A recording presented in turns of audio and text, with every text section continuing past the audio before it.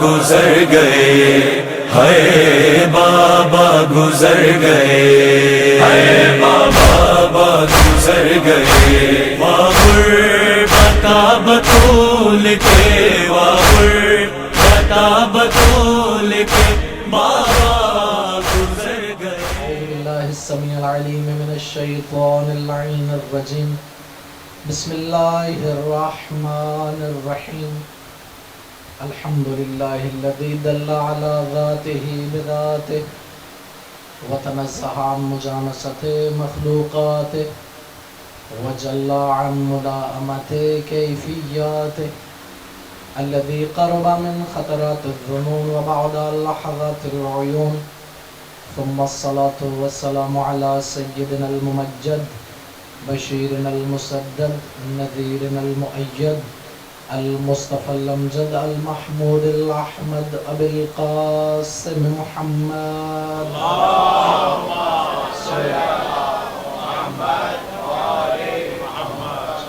وعلى أهل بيته الطيبين الطاهرين المعصومين المنتخبين المنتجبين الميامين، واللعنة الدائمة على أعدائهم أجمعين من يوم عداوتهم إلى لقاء يوم الدين. أما بعد، فقد قال سبحانه وتعالى في محكم كتابه المجيد: بسم الله الرحمن الرحيم، وما أرسلناك إلا رحمة للعالمين. صلوات محمد.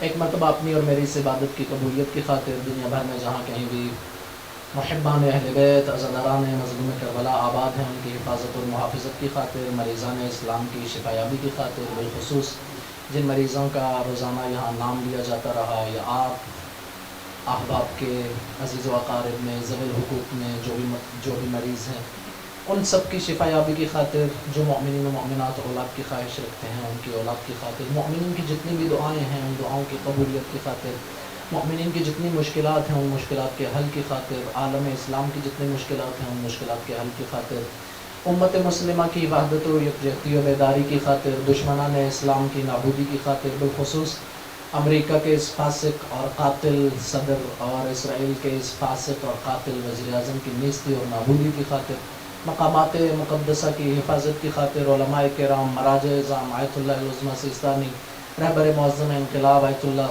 سید مجتبیٰ حسینی خامنئی کی طول عمر اور صحت و سلامتی کی خاطر، اور سب سے بڑھ کے یوسف زہرا قطب عالم امکان حجت ابن الحسن امام عصر کے ظہور میں تعجیل کی خاطر ایک بلند آواز سے صلوات ہدیہ کیجیے گا۔ صلی اللہ محمد۔ ان شبوں میں، ان راتوں میں اپنی بساط کے مطابق عرض کیا کہ یہ آیہ کریمہ وما ارسلناک الا رحمت للعالمین اپنے اندر کون سے حقائق رکھتی ہے، کون سے راز رکھتی ہے، کون سے اسرار رکھتی ہے، کون سی جہات اور کون سے پہلو رکھتی ہے۔ ہم نے عرض کیا کہ اس حصر کا مطلب یہ ہے کہ ہم نے آپ کو صرف اور صرف رحمت بنا کے بھیجا۔ اس کا مطلب یہ ہے کہ اے حبیب، آپ کی شخصیت کا کوئی ایک پہلو رحمت نہیں ہے، بلکہ آپ سراپا رحمت ہیں۔ آپ کی شخصیت کا، آپ کی ہستی کا، آپ کی وجود کا ہر اثر رحمت ہے۔ آپ بولیں تو رحمت خدا برستی ہے، آپ جو عمل انجام دیں وہ مصداق رحمت قرار پاتا ہے، آپ کا ہر موقف موقف رحمت ہے، آپ کی ہر رائے در حقیقت رحمت خدا کا مظہر کامل و اکمل ہے۔ اور رحمت کی تعریف کرتے ہوئے ہم نے عرض کیا کہ خداوند متعال رحیم ہے یا رحمان ہے، یا خداوند متعال اپنی رحمت کا نزول فرماتا ہے، اس کا مطلب یہ ہے، اس کا معنی یہ ہے، اس سے مراد یہ ہے کہ خدا ہر ناقص کے نقص کو برطرف فرماتا ہے، ہر ناقص کو کمال کی طرف لے کے جاتا ہے۔ اور یہاں پر فرما رہا وما ارسلناک الا رحمت للعالمین، اے حبیب ہم نے آپ کو اپنی طرف سے رحمت بنا کے بھیجا ہے۔ یعنی جو خدا کی صفت رحمت ہے، خدا کی جو صفت رحمانیت و رحیمیت ہے، اس کا اگر کوئی مظہر ہے، کل میں نے تفصیل سے عرض کیا کہ مظہر کا مطلب کیا ہے، اور اس سے پچھلے دن میں نے تفصیل سے عرض کیا کہ کوئی مظہر بنتا کیسے ہے. یعنی جب کوئی عبودیت کی معراج پہ پہنچتا ہے تو پھر وہ ایسا شفاف آئینہ بنتا ہے کہ خدا کے اسماء اس آئینے سے جلوگر ہونا شروع ہو جاتے ہیں. مظہر کا مطلب یہ ہے رسول خدا جب خدا کی رحمت میں فنا ہو جاتے ہیں، جب خدا کی رحمت میں فنا ہو جاتے ہیں، جب خدا کی صفت رحمانیت اور رحیمیت کے سامنے سر تسلیم خم ہو جاتے ہیں، جب صرف اور صرف عبد ہو جاتے ہیں، جب صرف اور صرف خدا کی رحمت پہ تکیہ کرتے ہیں، جب صرف اور صرف خدا کی رحمت پہ اعتماد کرتے ہیں، تو پھر خدا کی رحمت کے مظہر بن جاتے ہیں. کل بھی میں نے عرض کیا کہ خدا کے اس کائنات میں مختلف مظاہر ہیں، خدا کے جمال کے، خدا کے کمال کے. اسی طرح سے خدا کی رحمت کے بھی مختلف مظہر ہیں. آپ اور میں کسی یتیم کو دیکھیں ہمیں ترس آ جائے تو در حقیقت میں رحمت نہیں کر رہا ہوں، در حقیقت وہ خدا ہے جو اپنی رحمت کا نزول میرے وجود کے ذریعے سے کر رہا ہے. توحید کا مطلب یہ کہ یہاں پر میں رحیم نہیں ٹھہرا ہوں، میں نے رحمت نہیں کی ہے، خدا بند متعال ہے جس نے اپنی رحمت کا نزول میرے وجود کے ذریعے سے فرمایا ہے. یہاں پر خدا بند متعال نے مجھے اپنا چھوٹا سا حقیر سا ایک مظہر قرار دیا ہے اپنی رحمت کا. خدا کی رحمت کے مختلف مظاہر ہیں اور ان مظاہر میں سے سب سے بڑا جو مظہر ہو وہ رحمت للعالمین بنتا ہے. یہ للعالمین کا مطلب یہ آیت اللہ جوادی عاملی کے بقول کے عالم پھر عالم کی جمع عالمین. دیکھیں پڑھے لکھے احباب تشریف فرمائیں، عالم کو عالم کہا گیا ہے. لغت میں علماء ادب نے اور علماء لغت نے اس پہ بحث کی ہے کہ العالم کا مطلب کیا ہے. فرمایا ما یعلم بہ اللہ، عالم وہ ہے جسے دیکھ کے خدا کے بارے میں علم حاصل ہو. فرمایا پس عالم کیا ہے، عالم کی تعریف کیا ہے. عالم اور عالم میں فرق ہے. عالم یعنی علم رکھنے والا، اس میں فاعل ہے. عالم یعنی کل ما سوی اللہ، یہ تعریف کی ہے. یعنی بس اتنا کہا جا سکتا ہے کہ خدا کے علاوہ جو بھی ہے وہ عالم ہے. یہ لغت میں، عربی لغت میں یہ تعریف کی گئی ہے کل ما سوی اللہ عالم ہے، خدا کے علاوہ جو کچھ بھی ہے. اب خدا کے علاوہ جو کچھ بھی ہے اس میں انبیاء بھی آتے ہیں، اس میں ملائکہ بھی آتے ہیں، اس میں حوران جنت بھی آتی ہیں، اس میں نوری مخلوقات بھی آتی ہیں، اس میں آسمان و زمین بھی آتے ہیں. خدا کے علاوہ من جملہ جو کچھ بھی ہے، یعنی اب اس کو بیان نہیں کیا جا سکتا. خدا کے علاوہ جو بھی ہے، جو بھی آپ کے ذہن میں آتا ہے، جو بھی آپ کی فکر میں آتا ہے، جو بھی آپ کے ادراک میں آتا ہے، خدا کے علاوہ جو بھی ہے وہ ہے عالم. اور پھر یہ نہیں کہا فرمایا کہ رحمت للعالم، بلکہ فرمایا رحمت للعالمین. عالم کی بھی جگہ کو استعمال فرمایا. یعنی خدا بند متعال اپنے حبیب کی قدرت اور ولایت اور حیطہ اختیار کو، دائرہ اختیار کو بیان فرمانا چاہتا تھا. خدا بند متعال نے کسی اور لفظ کا استعمال ہی نہیں فرمایا. فرمایا اس اختیار کو بیان کرنے کے لیے وہی لفظ استعمال کروں گا جو قرآن کی ابتدا میں اپنے لیے استعمال کیا تھا. یعنی کل کو اگر کوئی پوچھے کہ رسول عالمین کے لیے رحمت ہے، یعنی عالمین کے تمام نواقص کو دور کرتا ہے، عالمین کے تمام ناقصوں کو کمال کی طرف لے کے جاتا ہے، تو اس عالمین سے مراد کیا ہے، اس کی حدود اربعہ کیا ہے، اس کا مرض کیا ہے، اس کی لمیٹیشن کیا ہے، اس کی حدود کیا ہے، یہ کہاں پہ ختم ہوتا ہے، کہاں پہ جا کے عالم ختم ہوتا ہے. خداوند متعال نے فرمایا دیکھو میں نے اپنے لیے کہا تھا الحمدللہ رب العالمین، اپنے حبیب کے لیے کہہ رہا ہوں وما ارسلناک الا رحمت للعالمین. یعنی میرے حبیب کی رحمت کے اثر کے دائرہ اختیار کو دیکھنا ہے تو میری ربوبیت کے دائرہ اختیار کو دیکھو. جہاں جہاں میں رب العالمین قرار پاتا ہوں وہاں وہاں میرا حبیب رحمت للعالمین قرار پاتا ہے.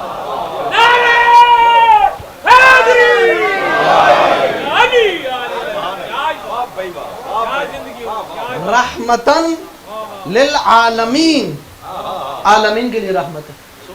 یعنی عالمین کے ساتھ کیا کرتا ہے میرا رسول؟ عالمین کے نقص کو برطرف کرتا ہے، عالمین میں جو جو ناقص ہے اسے کامل کر دیتا.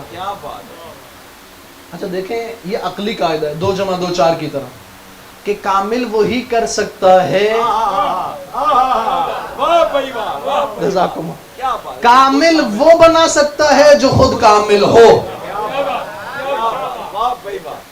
فلسفے میں ایک قاعدہ بیان کیا جاتا ہے کہ فاقد الشیء لیس بمعطی الشیء، جو کسی چیز کا فاقد ہو، جو چیز کسی کے پاس نہ ہو، وہ دوسرے کو عطا نہیں کر سکتا۔ معطی ہونے اور عطا کرنے کی پہلی شرط یہ ہے کہ اس کے پاس وہ شے موجود ہونی چاہیے۔ اگر خود ہی فاقد ہو تو دوسرے کو کیا عطا کرے گا؟ رسول اللہ کمال عطا کرتے ہیں، اگر خود ناقص ہو کسی بھی جہت میں تو پھر دوسروں کو کمال عطا نہیں کر سکتے۔ اچھا، آپ نے کبھی سوچا کہ کمال کا مطلب کیا ہے اور کمال کا دائرہ کار کتنا ہے؟ بہرحال یہ ساری بحثیں، یعنی جال نقص ہے اور علم کمال ہے، عجز نقص ہے، قدرت کمال ہے، ناتوانی نقص ہے، ولایت کمال ہے، نجاست و گناہ و رجس ہے، طہارت و پاکیزگی کمال ہے۔ اب ایسے نہیں ہوگا کہ کوئی رسول اللہ کو بتائے کہ مجھے خواب میں یہ دکھایا گیا،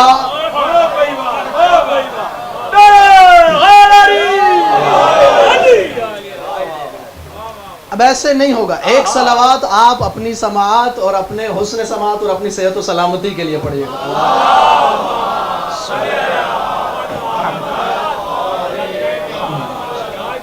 کیوں؟ کیونکہ دوسرے سب ناقص ہیں، رسول اللہ کامل ہے۔ اب کامل نے ناقص انسانوں کو کامل کرنا ہے، ایسے نہیں ہوگا۔ اس آیت کے خلاف ہے، وَمَا أَرْسَلْنَاكَ إِلَّا رَحْمَةً لِلْعَالَمِينَ کے خلاف ہے کہ ناقص کامل کو بتائے یہ کرنا ہے، ناقص کامل کو بتائے مجھے خواب آیا ہے لہٰذا یہ عمل شروع کر دیں، ناقص کامل کو بتائے کہ یہ ہونا چاہیے یہ نہیں ہونا چاہیے۔ نہیں، رسول اللہ وہ کامل ہیں کہ جن کے سامنے علی ابن ابی طالب جیسی ہستی خاموش دکھائی دیتی ہے۔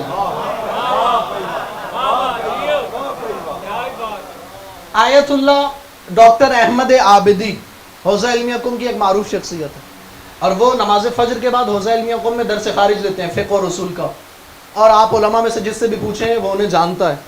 بہرحال ان کے دروس سے استفادے کی بہرحال ایک فرصت اور توفیق حاصل ہوئی۔ وہ ایک جگہ پہ بہت خوبصورت ارشاد فرما رہے تھے، اور میں نے کہا دیکھیں کہ اولیاء خدا اور حقیقی علماء کس طرح سے فضائل رسول اور فضائل اہل بیت اور فضائل علی ابن ابی طالب ڈھونڈتے ہیں۔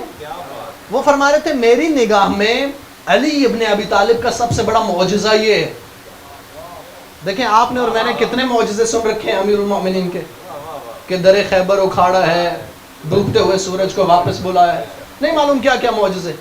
وہ فرماتے ہیں کہ امیر المومنین کا سب سے بڑا معجزہ یہ، آیت اللہ احمد عابدی فرماتے ہیں امیر المومنین کا سب سے بڑا معجزہ یہ ہے کہ وہ علی جو 36 ہجری کے بعد 4 یا 5 سال میں اتنے طولانی خطبے ارشاد فرماتے ہیں، جب تک رسول اللہ زندہ ہیں کسی تاریخ میں علی کا طولانی کوئی خطبہ نہیں ملتا ہے۔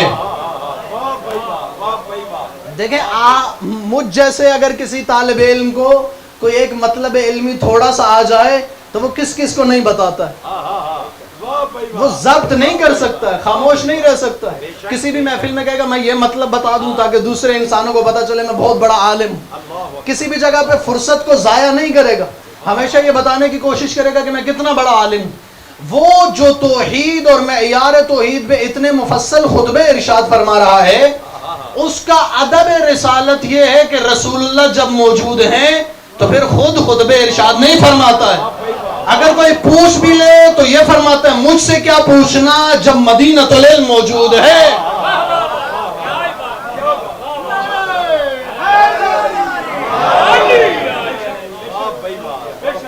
اشارہ فرما رہے ہیں کہ آپ احباب اگر زحمت فرمائے تھوڑا تھوڑا آگے تشریف لیں، ایک صلوات ہدیہ کیجئے گا محمد والا، تھوڑا تھوڑا آگے، 2 قدم آگے تشریف لیں۔ محمد والا محمد بلند صلوات۔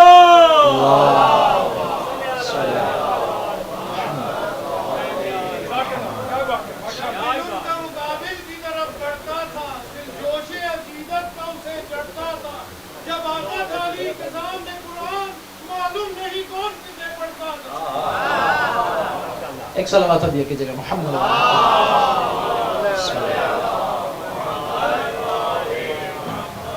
رحمتاً للعالمین، یعنی عالمین کے تمام نقائص کو برطرف کرے گا، عالمین کے ہر ناقص کو کمال کی طرف لے جائے گا۔ البتہ جو کامل بننا چاہے، اب ممکن ہے کوئی کامل بننا ہی نہ چاہے، دین زبردستی تو نہیں کرتا، انسان کے اختیار کا مرحلہ، جو کامل بننا چاہے. میں نے اس دن عرض کیا تھا کہ ایک فاعلیت فاعل ہے اور ایک قابلیت قابل ہے. ایک طرف سے فاعل عطا کرنا چاہتا ہے، معطی ہے. خدا بند متعال تو سب کو کامل دیکھنا چاہتا ہے. خدا جواد ہے، خدا کریم ہے. خدا کے حوالے سے یہ نہیں سوچنا چاہیے کہ خدا مجھے اتنا ہی دیکھنا چاہتا ہے جتنا میں ہوں. نہیں، خدا مجھے اس سے بڑھ کے دیکھنا چاہتا ہے. خدا بند متعال یا دائم الفضل علی البریہ، وہ جس کا فضل انسانیت پہ اور مخلوقات پہ ہمیشہ ہے، دائمی ہے، بیعم ہے، مسلسل ہے. وہ ہر انسان کو جس منزلت پر وہ ہے اس سے زیادہ کامل دیکھنا چاہتا ہے.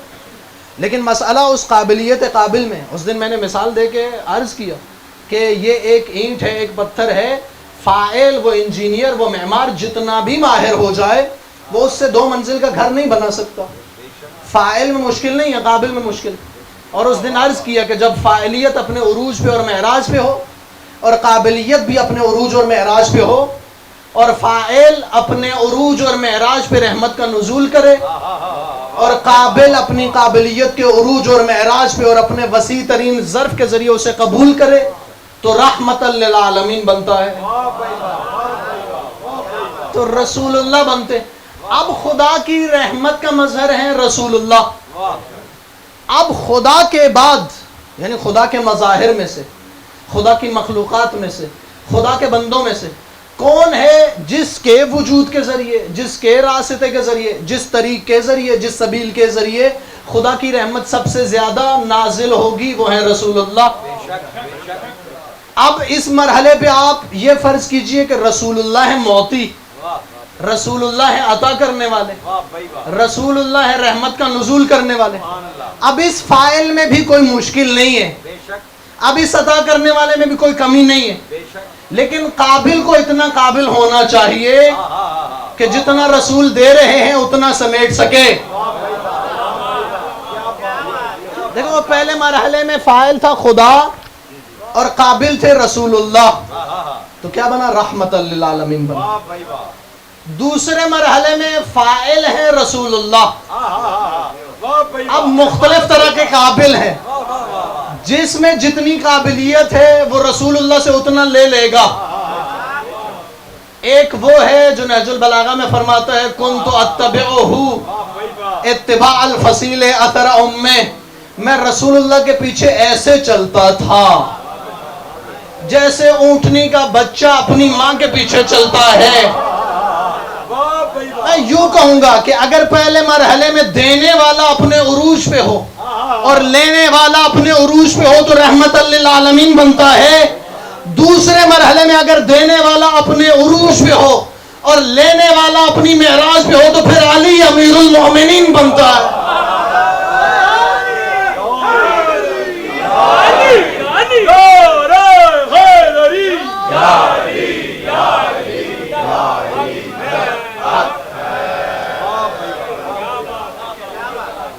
یہ رحمت للعالمین ہے، یہ نقص کو کمال میں بدل دیتے ہیں. اگر کوئی کہے کہ بتلائیے انہوں نے کب نقص کو کمال میں بدلا ہے، آپ فرمائیں کیا کہیں گے اس کو کہ یہ دیکھیے علی ابن ابی طالب کی شخصیت ہے، کہاں آپ کو کمال دکھائی نہیں دیتا. میں نے جو ابھی عرض کیا کہ کمال یعنی علم میں کمال، یعنی قدرت میں کمال. کمال کسی ایک فضیلت کو نہیں کہا جاتا، سارے فضائل کے مجموعے کو کمال کہا جاتا ہے. جہل نقص ہے تو علم کمال ہے، عجز نقص ہے تو قدرت کمال ہے. رسول اللہ 2 شعبوں میں نے 2 آیات کو ملایا تھا بہت جلدی سے پچھلی گفتگو میں. ایک جگہ پہ فرمایا وما ارسلناک الا رحمتا للعالمین، ایک جگہ پہ فرمایا حریص علیکم بالمؤمنین رؤوف الرحیم. یعنی خدا کی 2 طرح کی رحمت ہے، ایک رحمت تکوینی اور ایک رحمت تشریعی. رسول اللہ خدا کے ان دونوں رحمتوں میں مظہر کامل ہے. یعنی خدا جو رحمت تکوینی کرتا ہے، مجھے وجود عطا کرتا ہے، مجھے اولاد عطا کرتا ہے، مجھے رزق عطا کرتا ہے، یہ کافر کو بھی عطا کرتا ہے، مومن کو بھی عطا کرتا ہے۔ اسے کہا جاتا ہے رحمت تکوینی، یا اس کا دوسرا نام ہے رحمت رحمانیہ، خدا رحمان ہے اس معنی میں۔ اب یہ جو رحمت آتی ہے یہ بھی جس راستے سے گزرتے ہوئے آتی ہے اسے محمد مصطفیٰ کہا جاتا ہے۔ اور دوسری ہے رحمت تشریعیہ، وہ اختیاری ہے۔ خدا فرماتا ہے دیکھو انا ہدیناہ السبیل، ہم نے راستہ دکھا دیا، راستے کی طرف ہدایت کر دی، اما شاکرن و اما کفورا، اب تم شکر بجا لاؤ یا کفران نعمت کرو۔ شکر بجا لانے کا مطلب کیا ہے؟ کہ ہم نے جو راستہ دکھایا ہے اس پہ چلو۔ ایسا نہ ہو کہ میں سن رہا تھا کہ مثال دے رہا تھا کہ کسی نے کہا کہ کسی کے پاس چلا گیا کہ آپ سید ہیں، آپ مخدوم ہیں، آپ فلاں ہیں، آپ بہت باعظمت ہیں۔ اس نے کہا مجھے پانی پلا دو۔ اس نے پھر کہا آپ سید ہیں، آپ مخدوم ہیں، آپ باشرف ہیں، آپ باعظمت ہیں۔ اس نے کہا مجھے پیاس لگی ہے، ایک گلاس پانی پلا دو۔ اس نے تیسری مرتبہ پھر کہا آپ سید ہیں، مخدوم ہیں، باشرف ہیں، باعظمت ہیں۔ اگر عظمت کا قائل ہوتا تو اسے پہلی آواز پہ لبیک کہنا چاہیے تھا۔ ہم میں سے بعض لوگ یہ سمجھتے ہیں کہ اہل بیت یا رسول خدا کی یہ جو نعمت ہے اس کی قدردانی یہ ہے کہ میں بار بار رسول اللہ کی عظمتوں کو بیان کرتا رہوں کہ یہ بھی قدردانی کا ایک مصداق ہے۔ لیکن انا ہدیناہ السبیل، ہم نے تمہیں راستہ اور سبیل دکھایا ہے، اما شاکرن، شکر عملی یہ ہے کہ رسول نے جو راستہ دکھایا ہے اس پہ چلو۔ دیکھیں رسول اللہ کے حوالے سے دو انحرافات ہوئے تاریخ میں، اسلام کے اندر، عالم اسلام اور تاریخ اسلام کے اندر۔ بعض اور مطالب بھی عرض کرنا چاہ رہا تھا، اگر وقت بچا تو عرض کروں گا۔ رسول خدا کے متعلق دو طرح کے انحرافات ہوئے۔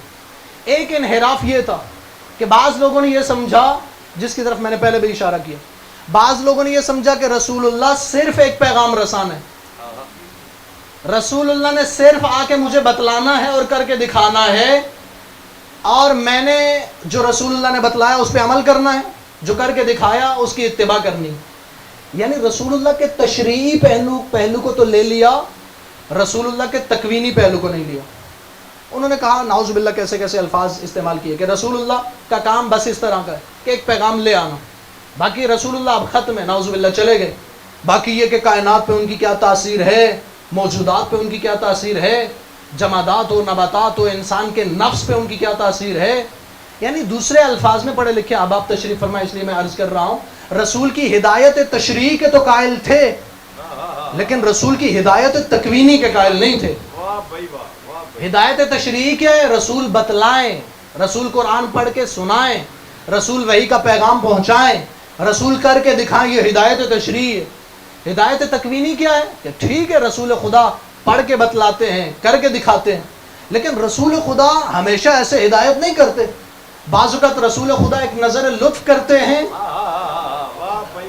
اور ایک نفس پستیوں سے نورانیت اور بلندیوں کی طرف چلا جاتا ہے۔ رسول اللہ یہ بھی کر سکتے ہیں۔ ہدایت، بعض لوگوں نے ہدایت تشریعی کو تو مانا لیکن ہدایت تکوینی کو نہیں مانا۔ بعض لوگوں نے برعکس رسول اللہ کو ایسی نورانی ہستی مان لیا، رسول اللہ کو ایسی معجزاتی شخصیت، توجہ فرمائیے گا، رسول اللہ کو ایسی ماورائی شخصیت مان لیا کہ کہا کہ رسول اللہ کہاں اور ہم کہاں۔ رسول اللہ اگر ایسے اخلاق سے پیش آتے تھے تو وہ رسول اللہ تھے، ہم یہ نہیں کر سکتے۔ رسول اللہ اگر ایسے عبادت کرتے تھے تو وہ رسول اللہ تھے، ہم ایسے عبادت نہیں کر سکتے۔ یہ دو انحراف ہیں۔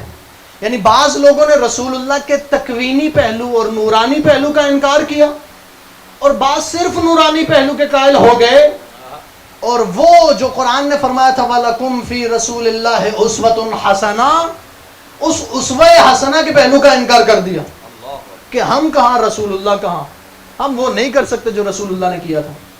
جبکہ بعض اعمال کے علاوہ دین کا جتنا نصاب ہے جو خدا نے ہم سے مانگا ہے، رسول اللہ اگر نماز شب پڑھ سکتے ہیں تو آپ اور میں بھی پڑھ سکتے ہیں۔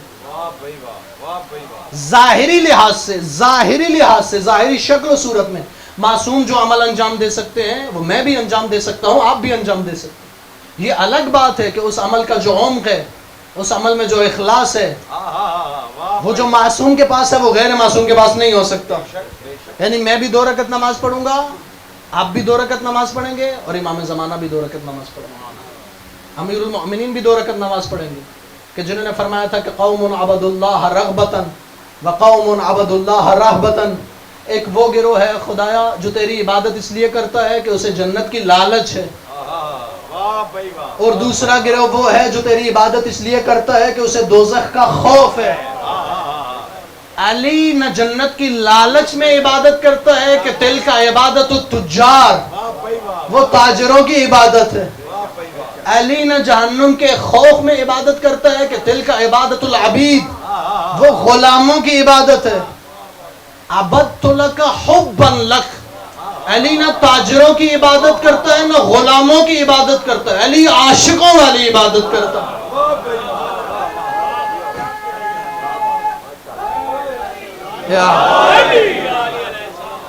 رسول اللہ سے بھی جب پوچھا ان کی ایک زوجہ نے کہ آپ اللہ کے رسول ہیں، نبی ہیں، معصوم ہیں، پھر بھی آپ راتوں کو اس طرح سے اٹھ کے عبادت کرتے ہیں، پھر بھی اتنی مشقت کرتے ہیں؟ روایات میں ہے کہ ایک مرتبہ رات کو بیدار ہوئی تو رسول اللہ نظر نہیں آئے، تو انہوں نے سمجھا شاید رسول اللہ آج کسی اور خاتون کے حجرے میں چلے گئے، کسی اور زوجہ کے حجرے میں چلے گئے۔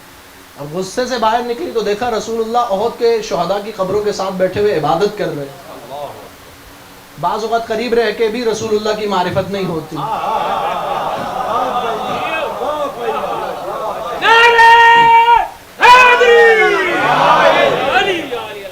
پیغمبر نے جواب دیا، پیغمبر نے فرمایا کہ پیغمبر کو سمجھ آ گیا کہ یہ سوال کرنے والی سائلہ شاید یہ سمجھ رہی ہے کہ میں صرف اس لیے عبادت کروں کہ دوزخ سے بچ جاؤں، یا صرف اس لیے عبادت کروں کہ جنت کے مقامات کو حاصل کر لوں، وہ جن کے صدقے میں خدا نے جنت کو خلق کیا۔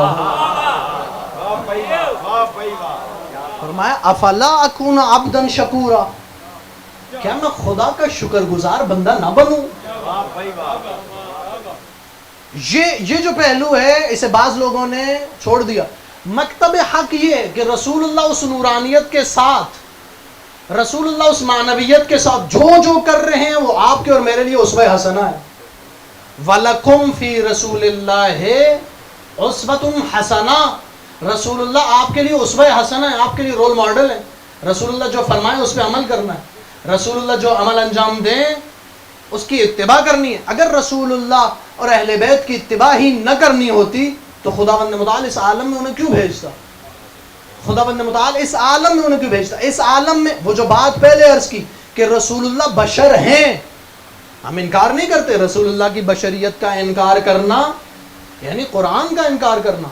قرآن نے 2 جگہ پہ فرمایا قل انما انا بشر مثلکم، ان سے کہہ دیجئے میں بشر ہوں، مثلکم تمہاری مثل بشر ہوں، لیکن آگے فوراً فرمایا یوحا الیہ، لیکن یہ یاد رکھنا کہ مجھ پہ وحی ہوتی ہے، میرا خداوند متعال کے ساتھ اتصال ہے۔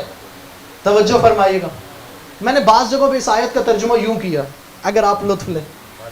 خدا فرما رہا ہے حبیب ان سے کہہ دیجئے قل انما انا بشر مثلکم، حبیب ان انسانوں سے کہیے کہ میں بشر ہوں تمہاری مثل، یوحا الیہ، میں تم جیسا بشر ہوں، لیکن یہ نہ سمجھ بیٹھنا کہ تم جیسا ہو۔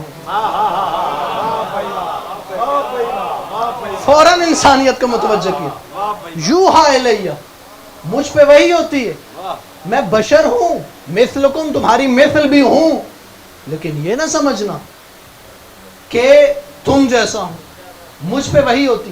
اگر آپ اس آیت کے سیاق کو دیکھیں تو علامہ طباطبائی نے بھی یہاں پر فرمایا ہے کہ در حقیقت یہ ان لوگوں کے لیے خداوند متعال نے آیت نازل کی جو پیغمبر کو نعوذ باللہ معاذ اللہ الوہیت کا درجہ دینے کے لیے تیار تھے، پیغمبر کو خدا سمجھنے کے لیے تیار تھے، اس لیے آگے فرمایا یوحا الیہ، مجھ پہ وحی ہوتی ہے کہ انما الہکم الہ واحد، تمہارا خدا ایک خدا ہے، اس کی عبادت کرنی ہے تم نے۔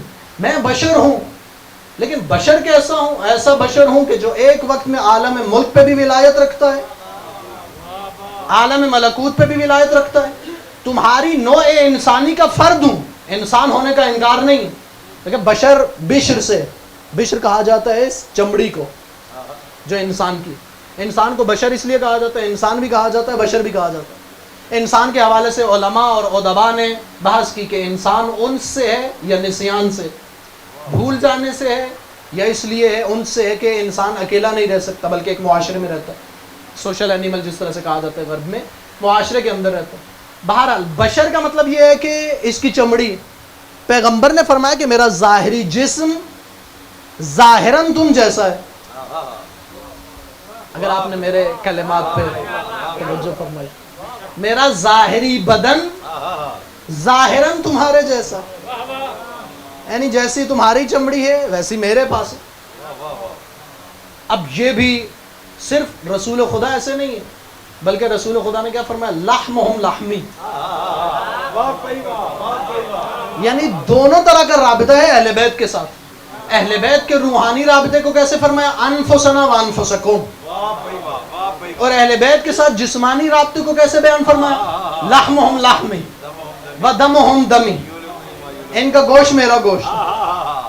چھٹے امام ایک دن درس سے تدریس میں آئے، تشریف لائے، اور عالم اسلام کی ایک بڑی شخصیت جس نے کہا تھا کہ لولا سنتان، اگر 2 سال نہ ہوتے تو میں ہلاک ہو جاتا، انہوں نے دیکھا کہ آج امام صادق علیہ الصلوۃ والسلام نے سر پہ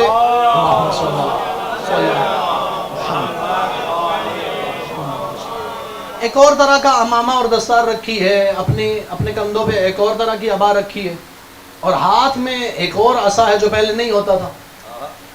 پوچھا کہ ابن رسول اللہ آج کچھ انداز نرالا ہے، کچھ مختلف ہے۔ امام نے فرمایا ہذہ عصا رسول اللہ، یہ جو میرے ہاتھ میں عصا ہے لکڑی کا، یہ رسول اللہ کا عصا۔ وہ فوراً جھپٹے عصا پہ، فوراً آگے بڑھے اور عصا کو پکڑ کے چومنا چاہا۔ امام نے عصا کو پیچھے کر لیا۔ امام نے فرمایا کیا کر رہے ہو؟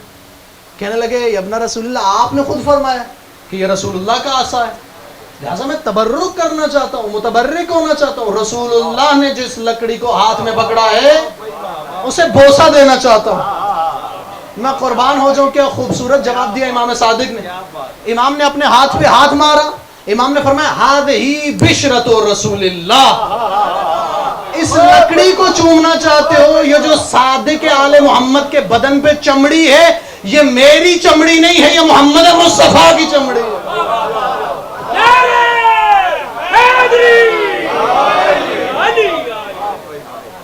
محمد مصطفیٰ کی چمڑی، تم اسے چومنا چاہتے ہو، اس لکڑی کو چومنا چاہتے ہو؟ یہ سراپا لحم مصطفیٰ۔ البتہ میں نے کیوں عرض کیا کہ بدن بھی ظاہری طور پہ تمہارے بدن جیسا، کیونکہ رسول خدا کے بدن کے آپ معجزات دیکھیے کہ جہاں چلتے تھے بادل سایہ فگن ہوتا تھا، سایہ نہیں ہوتا تھا اپنا۔ یہ عجیب بات ہے، یہ فلسفے کو سمجھ میں نہیں آتی، سائنس کو بھی سمجھ میں نہیں آتی۔ کیوں سمجھ میں نہیں آتی؟ دیکھیں، 2 طرح کا بدن، 2 طرح کا جسم ہوتا ہے۔ ایک جسم ہے جس کے لیے اصطلاح استعمال ہوتی ہے فلسفے میں، جسم کثیف، یعنی جس کے اندر مادہ ہوتا ہے، اردو والا کثیف نہیں، جس کے اندر مادہ ہوتا ہے۔ اور اس کے مقابلے میں ایک دوسرا بدن ہے جسے کہا جاتا ہے بدن لطیف۔ دیکھیں، لطیف جو شے ہوتی ہے اس کا سایہ نہیں ہوتا، لیکن جو شے کثیف ہوتی ہے، چونکہ اس کے اندر میٹر اور مادہ ہوتا ہے، جب روشنی آتی ہے اس سے ٹکراتی ہے تو چونکہ اس سے گزر نہیں سکتی لہذا سایہ بنتا ہے، چونکہ روشنی گزر نہیں سکتی لہذا سایہ بنتا ہے۔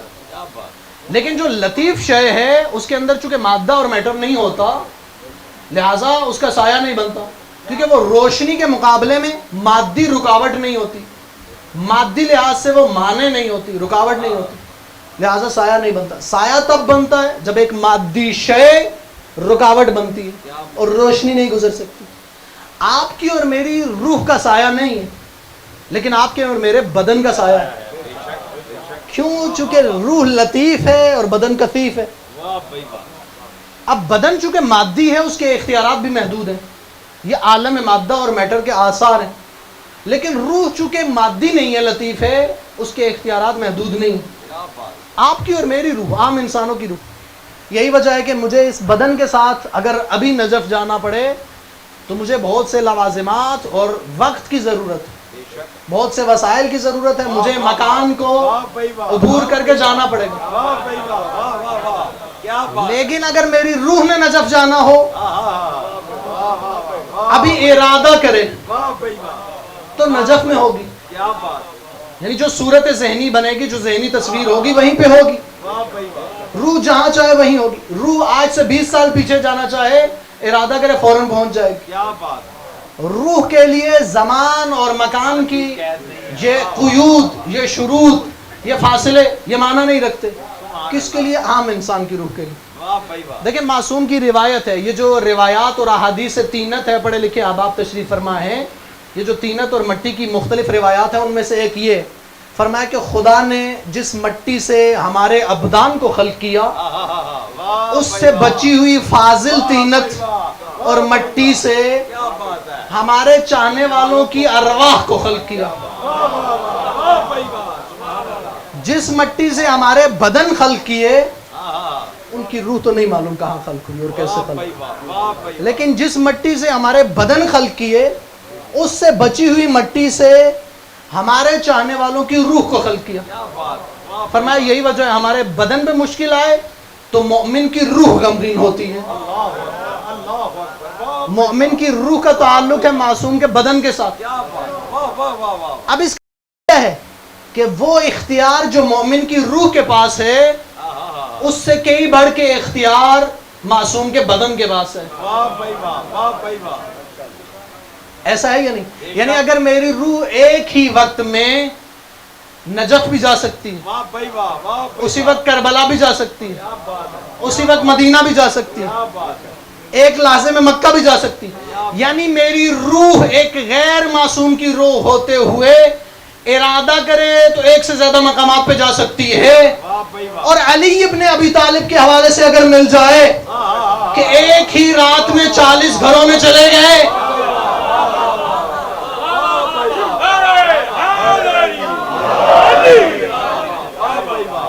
کیا بات ہے، نہیں معلوم یہ شرک کیسے ہو جاتا ہے. ایک صلوات ہدیہ کیجیے گا محمد والا.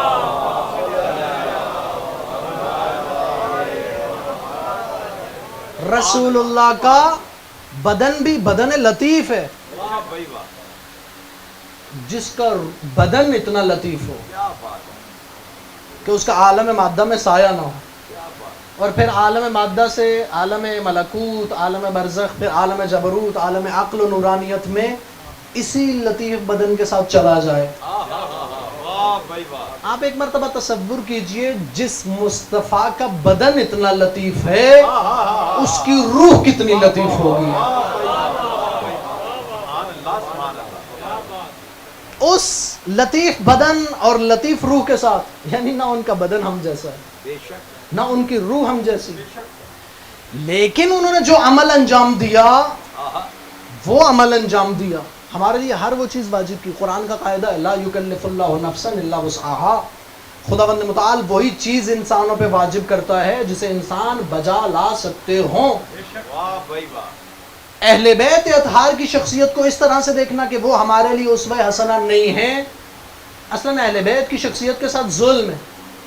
یعنی اگر کوئی یہ کہے کہ ہمارے زمانے میں ہم نے حسینیت کے نام پہ کوئی جہاد کرنا ہے، جیسے آپ سنتے ہیں بعض اوقات بالکل شاذ 1% یا 2% لوگ یہ کہتے ہیں ممبر پہ آ کے بھی کہ کوئی مقصد سید الشہداء نہیں ہے، کوئی مقصد حسینیت نہیں ہے، کوئی مقصد کربلا نہیں ہے، بس آپ نے صرف گریہ کرنا ہے اور اٹھ کے چلے جانا. اور یہ عزاداری انتہا ہے آپ کی ذمہ داریوں کی.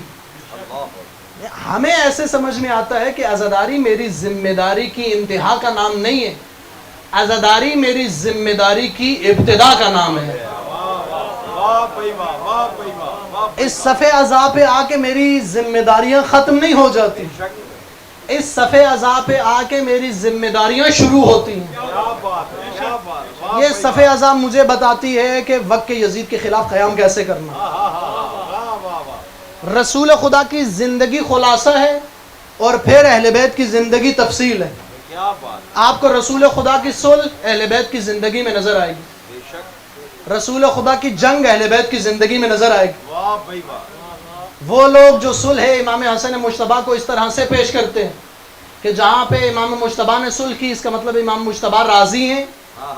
آپ ان سے کیوں ناراض ہیں جن سے امام مجتبیٰ راضی ہیں؟ واہ بھائی واہ، واہ بھائی واہ، آپ کیوں ان سے ناراض دکھائی واہ بھائی دیتے ہیں؟ واہ، مجھے نہیں معلوم آپ ناراض ہیں یا نہیں، میں تو ناراض ہوں. अहले बैत के दुश्मनों पे लानत।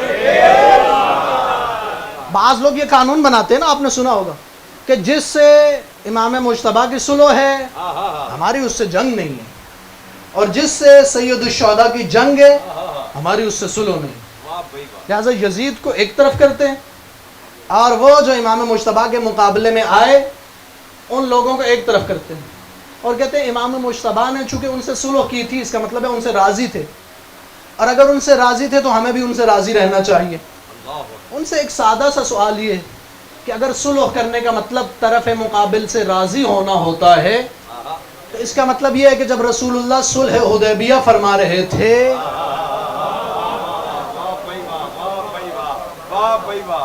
तो कुफार और मुशरिकीन के कुफ्र और शिरक से राजी हो गए थे। यही वजह है रहबर शहीद इनकलाब आयतुल्लाह खामेनी ने 250 साल इंसान में ये फरमाया अपनी किताब में, फरमाया कि इमाम हसन के इस इक़दाम के लिए बेहतरीन लफ्ज़ सुलह नहीं है, इसके लिए बेहतरीन लफ्ज़ है सीज फायर, आतिश बस फरमाया उन्होंने फारसी में, कि अभी जंग अस्करी मैदान में नहीं होगी, तलवार के साथ नहीं होगी।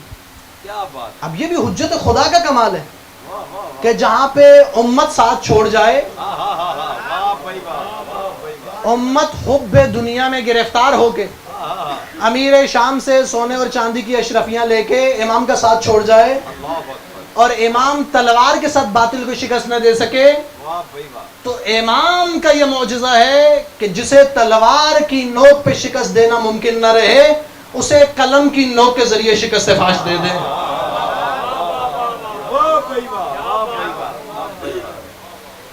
इमाम मुज्तबा की सुल्ह हमें रसूल खुदा की सूरत सुन्नत में नजर आती, सैयदुश्शुहदा का क़याम भी हमें रसूलुल्लाह की सीरत में नजर आता है, बातिल के खिलाफ खड़े होना।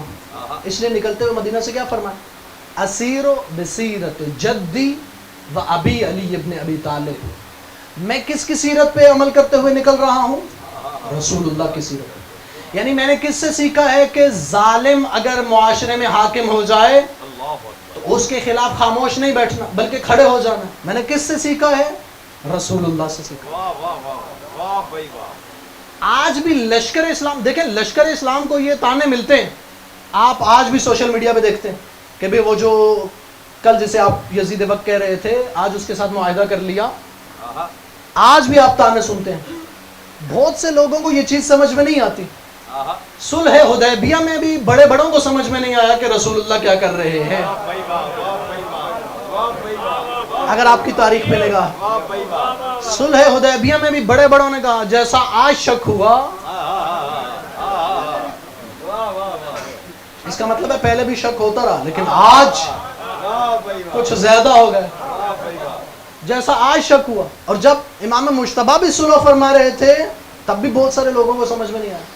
आप तारीख में नाम देखिए, बाज इंतहाई मुकद्दस असहाब इमाम हसन मुज्तबा जो बाद में शहीद हुए, और बाज लोगों ने तो इस तरह से आके कहा कि नाउज़ु बिल्लाह मिन ज़ालिक, माअज़ अल्लाह, आके कहा कि या मुज़िल्लल मुअमिनीन, ए मुअमिनीन को नाउज़ु बिल्लाह जलील करने वाले। आपने सुलह करके मुअमिनीन को जलील कर दिया, आपको मुकाबला करना चाहिए था। इमाम अपनी निगाह ईमानी और बसीरत से देख रहे थे कि जो मैंने किया है अगर मैं अस्करी जंग करता तो शायद उसके जिस्म को शिकस्त देता, जो मैंने किया है मैं उसके मकतब और उसके अक़दार को शिकस्त दूंगा। यानी इमाम मुज्तबा की सुल्ह भी रसूलुल्लाह की सुल्ह है और सैयदुश्शुहदा का क़याम। एक बहुत खूबसूरत बात याद आ गई, वो अर्ज़ करूँ और आपकी ज़हमत तमाम। शाह अब्दुल अजीज़ मुहद्दिस देहलवी बरादरान अहले सुन्नत के एक बहुत बड़े आलिम दीन और बहुत बड़ा नाम, शाह वलीउल्लाह मुहद्दिस देहलवी के बेटे, बड़े सगीर की ये दो बड़ी शख्सियात, ये बाप बेटा, और इन्होंने बहरहाल तशय्यो के ख़िलाफ़ किताब भी लिखी, तोहफ़े इस्ना अशरिया, बड़े सगीर में तशय्यो के ख़िलाफ़ लिखी जाने वाली सबसे मशहूर किताब। इन्होंने एक किताब लिखी सिर्रुश शहादतैन, सिर यानी राज, शहादतैन यानी दो शहादतों का राज। इन्होंने उस किताब के मुकदमे में लिखा कि मेरे लिए एक एतराज़, एक सवाल, एक जहनी खलिश, एक मुश्किल थी।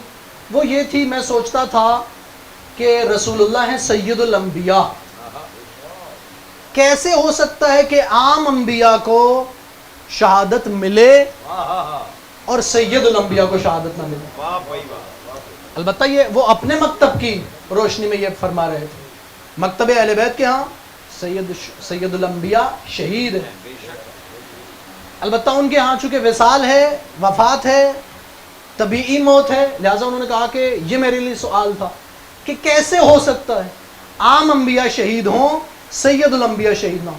شہادت ایک مرتبہ ہے، ایک مقام ہے۔ معصوم فرماتے ہیں فوق کل بر بر حتی یقتل الرجل فی سبیل اللہ فاذا قتل فی سبیل اللہ فلیس فوقہ بر۔ ہر مقام اور ہر نیکی اور ہر مرتبے سے اوپر ایک اور مرتبہ ہے، یہاں تک کہ ایک انسان راہ خدا میں شہید کر دیا جائے، اور جب وہ راہ خدا میں شہید ہو جائے اس سے بڑھ کے کوئی مقام اور مرتبہ نہیں۔ کیسے ہو سکتا ہے کہ عام انبیاء شہید ہوں اور رسول اللہ شہید نہ ہوں؟ وہ کہتے ہیں مجھے عرصہ لگ گیا سوچتے ہوئے، لیکن پھر مجھے جواب ملا کہ ہاں جواب تو اس کا بہت آسان ہے۔ کہا کہ رسول اللہ ایک مرتبہ نہیں 2 مرتبہ شہید ہوئے، کیونکہ رسول اللہ نے ایک مرتبہ فرمایا تھا حسن منی واہ بھائی واہ، واہ بھائی، وَأَنَا مِن، حسن مجھ سے ہے میں حسین سے۔ دوسری مرتبہ فرمایا تھا حسین منی وَأَنَا مِن حسین۔ لہٰذا وہ کہتے ہیں میرے نزدیک رسول اللہ 2 مرتبہ شہید ہوئے، ایک رسول کی شہادت خفی ہے واہ واہ واہ، اور دوسری رسول کی شہادت جلی ہے۔ ایک چھپی ہوئی شہادت ہے اور دوسری واضح اور آشکار شہادت ہے۔ رسول اللہ ایک مرتبہ مخفیانہ شہید ہوئے، کب؟ جب 50 ہجری میں امام مجتبیٰ کو زہر ملا، اور ایک مرتبہ واضح اور آشکار شہید ہوئے جب 61 ہجری میں سید الشہداء کو شہید کیا گیا۔ میں کہوں گا اے شاہ عبدالعزیز محدث دہلوی، آپ کی اس تحقیق کو سلام، آپ کی اس کتاب کو سلام، آپ کی اس کتاب کے عنوان اور ٹائٹل کو سلام، سر الشہادتین، آپ کے سوال کو سلام، آپ کے سوال کے جواب کو سلام، آپ نے جو تحقیق کی اس کو سلام، اس تحقیق کے نتیجے میں جس نتیجے پہ آپ پہنچے اس نتیجے کو سلام۔ واہ بھائی واہ، لیکن آپ جس نتیجے پہ پہنچے اس کا ایک طبیعی نتیجہ، اس کا ایک فطری نتیجہ، اس کا ایک نیچرل نتیجہ ایک اور ہے۔ 2 + 2 = 4 والی ایک اور بات ہے جو شاید آپ بھی سمجھ گئے تھے لیکن آپ نے لکھی نہیں، آپ نے جرأت نہیں فرمائی۔ دیکھیں آپ یہاں تک پہنچے کہ حسن کی شہادت بھی رسول اللہ کی شہادت ہے اور حسین کی شہادت بھی رسول اللہ کی شہادت ہے، لیکن کاش جرأت کرتے اور یہ بھی لکھ دیتے کہ اگر حسن و حسین کی شہادت رسول اللہ کی شہادت ہے تو پھر حسن کا قاتل بھی رسول اللہ کا قاتل ہے اور حسین کا قاتل بھی رسول اللہ کا قاتل ہے۔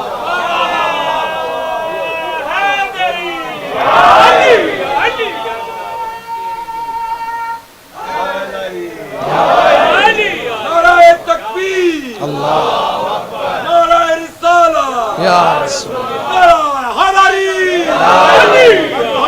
محمد صلی اللہ،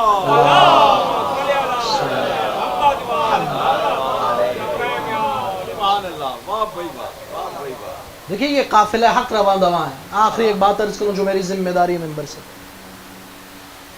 رہبر شہید نے فرمایا تھا، یہی اپنی شہادت سے 1-2 سال قبل، شاید پچھلے سے پچھلے سال عاشور کی تقریر ہے، فرمایا کہ ہم زیارت عاشورہ میں پڑھتے ہیں ان سلم لمن سالمکم وحرب لمن حاربکم الی یوم القیامہ۔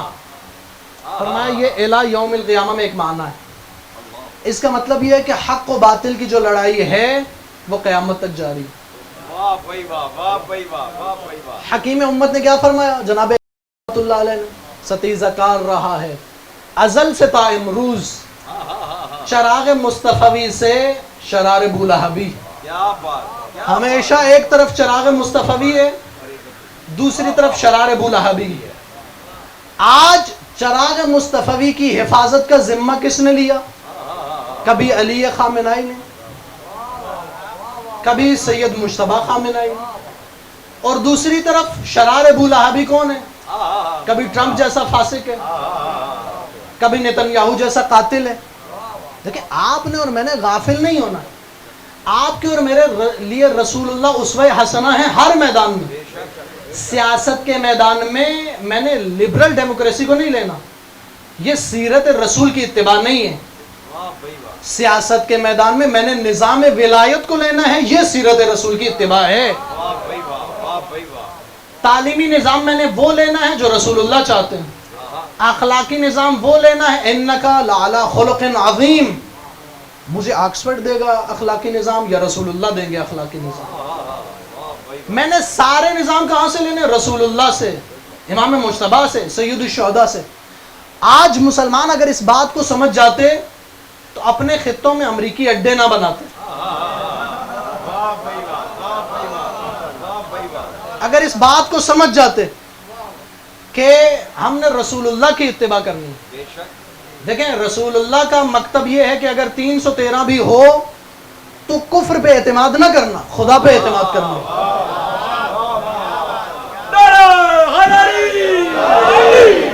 خدا پہ اعتماد کیا تو فضائے بدر آج بھی پیدا ہو سکتی ہے، لیکن شرط یہ ہے کہ خدا پہ اعتماد کرو۔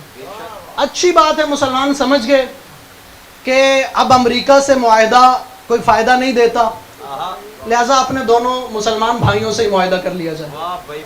اچھی بات ہے، ہمیں امید یہ ہے کہ 3 اسلامی ممالک اگر اتحاد کرتے ہیں تو اس کا پہلا معنی تو یہ ہے کہ اس خطے کے ممالک یہ سمجھ چکے ہیں کہ امریکہ انہیں نہیں بچا سکتا۔ پہلا مطلب یہ اچھی بات ہے، بہت اچھی بات۔ اور ہمیں امید بھی ہے مسلمان اگر یہ معاہدہ کر رہے ہیں، 3 ممالک 3 بڑے امت مسلمہ کے اگر مل بیٹھے ہیں تو ہمیں امید ہے کہ یہ تینوں فلسطین کے مسلمانوں کا دفاع کریں گے۔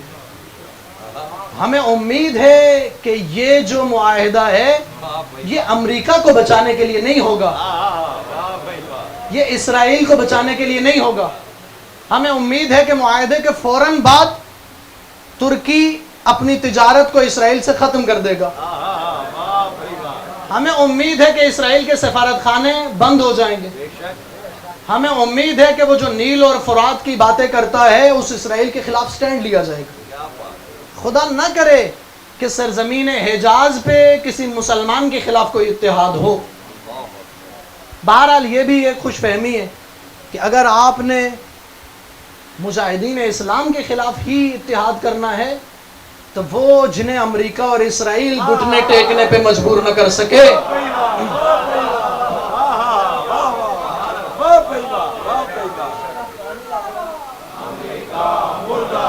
بلند آواز سے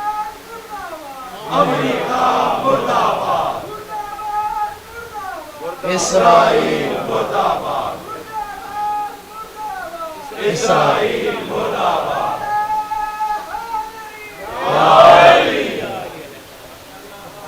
اسی نفاق کا وہ نتیجہ تھا کہ وہ جسے اپنا حبیب بنا کے بھیجا اسے زہر دے دیا۔ اسی نفاق کا نتیجہ ہے۔ کفر کا مقابلہ تو اسلام کر لیتے، اسی نفاق کا نتیجہ ہے۔ وہ جس کے لیے رسول اللہ اٹھتے تھے اس کے پہلو کو توڑ دیا گیا۔ وہ جن کا تعارف رسول اللہ عید کے دن اپنے شانوں پہ بٹھا کے کرتے تھے، ایک کے جنازے پہ تیر ہے، ایک کا لاشا ہے کہ تیروں کا ڈھیر ہے۔ آخری وقت ہے رسول اللہ کا، اور خدا کی طرف سے خدا کا فرشتہ 5 کفن لے کے آتا ہے، حنوط لے کے آتا ہے۔ رسول اللہ تقسیم فرماتے ہیں، ایک کفن اپنا، ایک کفن امیر المؤمنین کا، ایک جناب سیدہ کا، 2 کفن امام مجتبیٰ کے۔ وقت نہیں ہے، میں عرض کرتا، آخری وقت ہے۔ جناب سیدہ کی آغوش میں رسول اللہ کا سر ہے۔ ایک شخص ہے جو بار بار دروازے پہ دق الباب کرتا ہے، دستک دیتا ہے اور کہتا ہے کہ رسول اللہ موجود ہیں یا نہیں۔ جناب سیدہ فرماتی ہے کہ رسول اللہ مریض ہیں، وہ غشی کے عالم میں۔ تھوڑی دیر بعد پھر دق الباب کرتا ہے، پھر جناب سیدہ فرماتی ہے۔ جب تیسری مرتبہ دق الباب کرتا ہے جناب سیدہ کا گریہ بلند ہو۔ آپ ایک مرتبہ تصور کیجئے، وہ بی بی جو بار بار دستک کی وجہ سے گریہ فرما رہی تھی،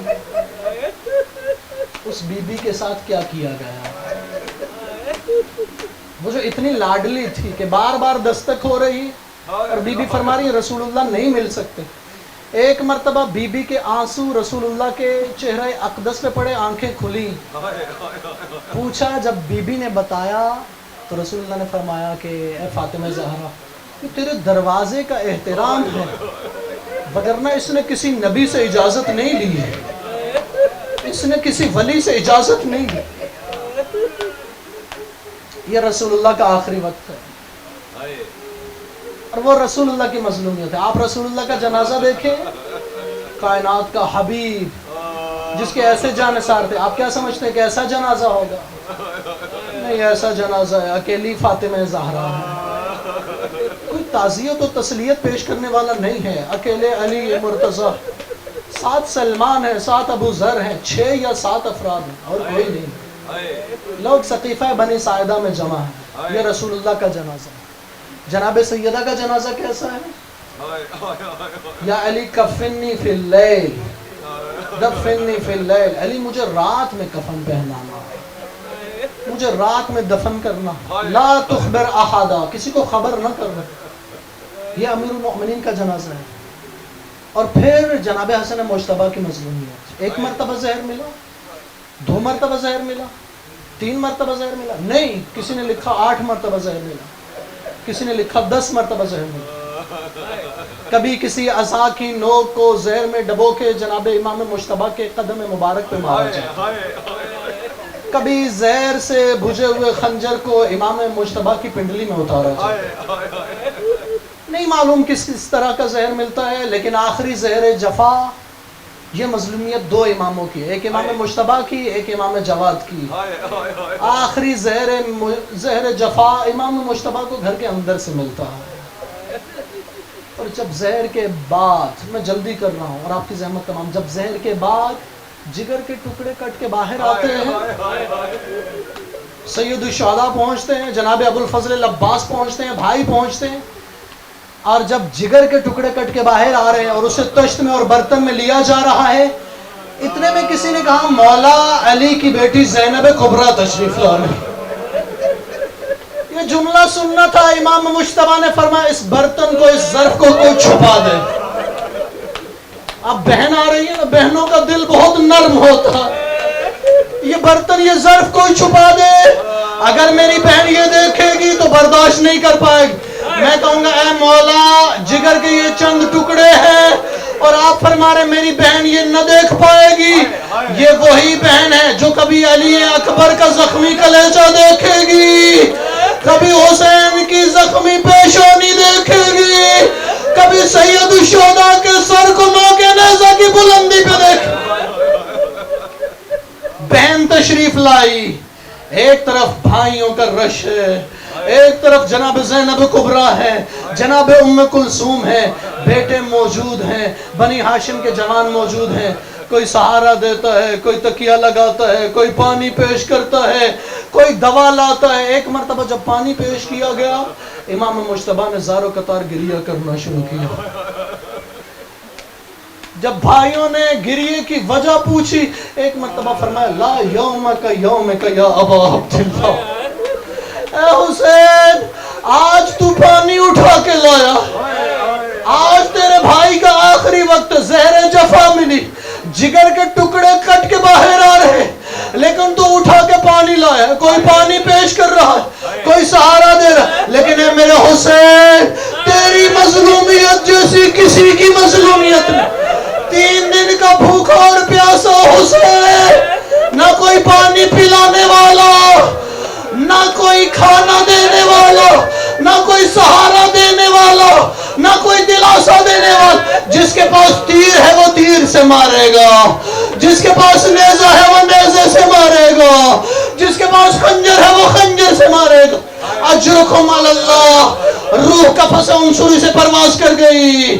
ایک مرتبہ جنازے کو اٹھایا گیا، رسول اللہ کے مزار کے پاس لایا گیا، ایک خاتون کچھ لوگوں کو ساتھ لے کے آئی۔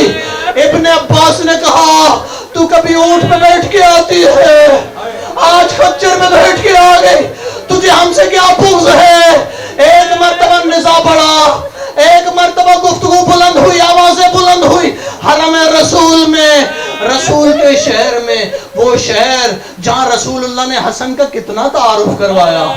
کبھی خود منبر میں بیٹھتے تھے تو حسن کو زانوں پہ بٹھاتے تھے، کبھی عید کے دن حسن کو شانوں پہ بٹھاتے تھے, کبھی سجدے میں ہوتے تھے حسن پشت پہ آتے تھے تو سجدے کو طولا نہیں کرتے تھے, کبھی کیسے تعارف کبھی کیسے تعارف. لیکن مسلمان بھول گئے. میں کہوں گا وہ تو کربلا تھا, وہاں تو تم نے کوفیوں کی بات کی, حسین ابن علی کی شہادت پہ. یہاں تو کوفی نہیں تھے, یہاں تو عراق نہیں تھا, یہاں تو مدینہ تھا. تیر کمانوں سے نکلے, فضا میں بلند ہوئے. ایک مرتبہ امام مجتبیٰ کے بدن اطہر میں پیوست ہوئے, خون جاری ہوا. بعض روایات نے کہا ایک مرتبہ واپس لایا جنازہ. بہن دیکھ رہی تھی, یہ کون سی بہن تھی؟ جس نے نانا سے آخری وقت میں سنا تھا حسین جیسی کسی کی مظلومیت نہیں ہے. جس نے ماں سے بھی سنا تھا سب مظلوم ہیں, حسین جیسا کوئی مظلوم نہیں. جس نے بابا علی سے بھی سنا تھا سب مظلوم ہیں لیکن حسین جیسا کوئی مظلوم نہیں. آج دیکھا, پہلے جگر کے ٹکڑے دیکھے تھے, اب جنازے میں تیر دیکھے, اب کفن میں خون دیکھا. ایک مرتبہ سوچتی تو ہوگی یہ جو غریب نہیں ہے, یہ جو سب سے بڑا مظلوم نہیں ہے, اس کے جنازے کی یہ حالت ہے. اللہ جانے جو غریب ہے, اللہ جانے جو مظلوم ہے. ہاں شام غریبوں, تب علی کی بیٹی کو یقین آیا ہوگا جب عمر صاحب نے کہا ہوگا کون ہے جو زہرا کے لال کا لاشا پامال کرے. پھر مکہ ہوگا, ظالموں نے پہلے حسین کو منہ کے بل لٹایا اور پوچھ سے گوڑوں کو دوڑا دیا, پھر پوچھ کے بل لٹایا, سینے سے گوڑوں کو دوڑا. بہن کہتی رہی ظالموں, اس کا ایک بال ٹوٹتا تھا.